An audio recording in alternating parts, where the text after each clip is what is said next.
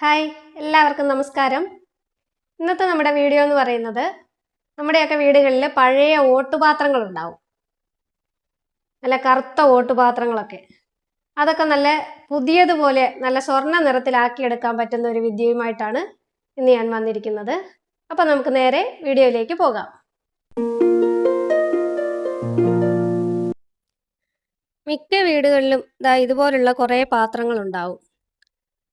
പഴയ തറവാടുകളൊക്കെ ആണെങ്കിൽ പിന്നെ പ്രത്യേകിച്ച് പറയേണ്ട കാര്യമില്ല. ഇഷ്ടംപോലെ ഇതുപോലെ കറുത്ത് ക്ലാവ് പിടിച്ച പാത്രങ്ങളുണ്ടാവും. അതൊക്കെ നമ്മൾ എന്തെങ്കിലും ഒരു ആവശ്യം വരുമ്പോൾ മാത്രമാണ് നമ്മളതൊക്കെ കഴുകി വൃത്തിയാക്കി എടുക്കുക. എന്നാൽ പോലും അത് വളരെ ബുദ്ധിമുട്ടുള്ള ഒരു കാര്യമാണ്. നമുക്ക് വേണ്ടത്ര ഒരു ഭംഗിയിൽ നിറത്തിൽ അത് തിളങ്ങി കിട്ടാറില്ല.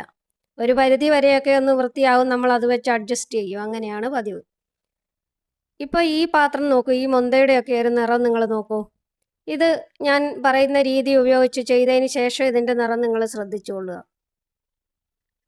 ഇതിൻ്റെ ഉൾഭാഗത്തൊക്കെ കുറച്ച് നിറമുണ്ട്, പക്ഷേ പുറം വളരെ ക്ലാവ് പിടിച്ച് തീരെ മോശം അവസ്ഥയിലാണ് ഇരിക്കുന്നത്. ഇത് നമുക്ക് വൃത്തിയാക്കാനായിട്ട് ഞാൻ ചെയ്യുന്നത്, ഒരു 2 നാരങ്ങ എടുത്തിട്ടുണ്ട്. പിന്നെ കുറച്ച് സബീന, പാത്രം കഴുകുന്ന സബീന പൗഡറില്ലേ, അതെടുത്തിട്ടുണ്ട്. പ്രത്യേകം ശ്രദ്ധിക്കേണ്ട ഒരു കാര്യം, സബീന നനഞ്ഞ് കുഴഞ്ഞതായിരിക്കരുത്, നല്ല പൗഡർ രൂപത്തിലുള്ളതായിരിക്കണം. നമുക്ക് ആദ്യമായിട്ട് ഈ നാരങ്ങ ഈ പാത്രത്തിലൊന്ന് തേച്ചു കൊടുക്കാം. ഈ നാരങ്ങയുടെ നീര് പാത്രത്തിൻ്റെ എല്ലാ ഭാഗത്തും ഒരുപോലെ എത്തത്തക്കവണ്ണം നമ്മളതൊന്ന് പാത്രത്തിലൊന്ന് തേച്ച് പിടിപ്പിക്കുക.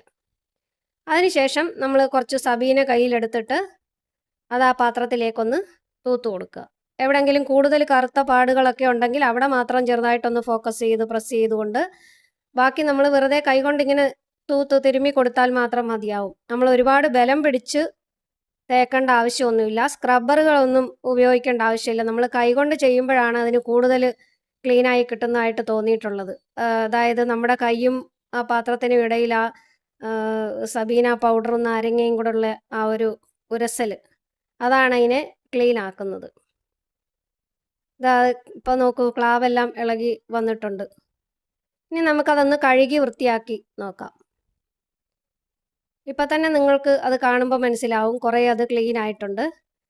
ഇനി നമ്മൾ വീണ്ടും ഇതേ പ്രോസസ്സ് ഒന്നുകൂടെ റിപ്പീറ്റ് ചെയ്യുക.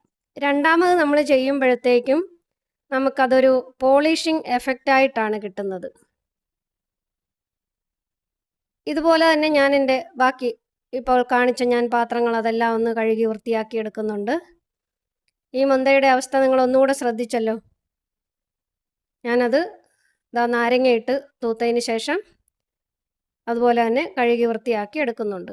കൂടുതൽ കറുപ്പുള്ളത് കൊണ്ട് ഒരല്പസമയം ഇതിന് നമ്മൾ കൊടുക്കണമെന്ന് മാത്രം, മറ്റേതിനെക്കാട്ടിലും. ഇത് നമുക്ക് ഓട്ടുപാത്രങ്ങൾ മാത്രമല്ല, വെള്ളി, ചെമ്പ്, നമ്മുടെ വീട്ടിലിരിക്കുന്ന അലങ്കാര വസ്തുക്കൾ, അതുപോലെ തന്നെ ട്രോഫികൾ, ഇങ്ങനെയൊക്കെയുള്ളതെല്ലാം, ഇതുപോലുള്ള മെറ്റൽ കൊണ്ടുള്ള വസ്തുക്കളെല്ലാം നമുക്കിതുപോലെ വൃത്തിയാക്കി എടുക്കാവുന്നതേ ഉള്ളൂ. ഇപ്പോൾ ആ മൊന്തയുടെ നിറം വ്യത്യാസം നിങ്ങൾ ശ്രദ്ധിക്കൂ. കണ്ടോ? നമ്മൾ ആദ്യം കണ്ട ആ ഒരു മൊന്തയാണിതെന്നേ പറയില്ല. അതുപോലെ വൃത്തിയായിട്ടുണ്ട്. നല്ല കളറും കിട്ടിയിട്ടുണ്ട്. നമ്മൾ സാധാരണ ഉപ്പും പുളിയൊക്കെ ഇട്ട് തേക്കാറുണ്ട്. പക്ഷേ എനിക്ക് തോന്നിയിട്ടുള്ളൊരു കാര്യം, പുളി ഇട്ട് തേക്കുമ്പോൾ അതിനൊരു ചെമ്പ് കലർന്ന ഒരു കളറിലാണ് നമുക്ക് കിട്ടാറുള്ളത്, വൃത്തിയായി കിട്ടാറുള്ളത്. പക്ഷേ ഇതങ്ങനെയല്ല. ഇത് നമ്മൾ കടയിൽ നിന്നും വാങ്ങിക്കൊണ്ട് വരുമ്പോഴുണ്ടാവുന്ന പുതിയ പാത്രത്തിൻ്റെ ഒരു കളർ എങ്ങനെയാണോ അതേ രീതിയിൽ തന്നെ കിട്ടുന്നതായിട്ടാണ് എനിക്ക് തോന്നിയിട്ടുള്ളത്. ഇപ്പോൾ നോക്കൂ, ഇതിൻ്റെയൊക്കെ ഒരു നിറം ഭംഗിയും നിങ്ങൾ നോക്കൂ. ഇതിപ്പോൾ പുതിയ പാത്രം കടയിൽ നിന്ന് വാങ്ങിക്കൊണ്ട് വെച്ചതല്ല എന്ന് പറഞ്ഞു കഴിഞ്ഞാൽ പോലും വിശ്വസിക്കില്ല. അത്രമാത്രം വ്യത്യാസമാണ് വന്നിരിക്കുന്നത്. ഈ രീതി നിങ്ങൾക്കും ഒന്ന് ട്രൈ ചെയ്ത് നോക്കാവുന്നതാണ്.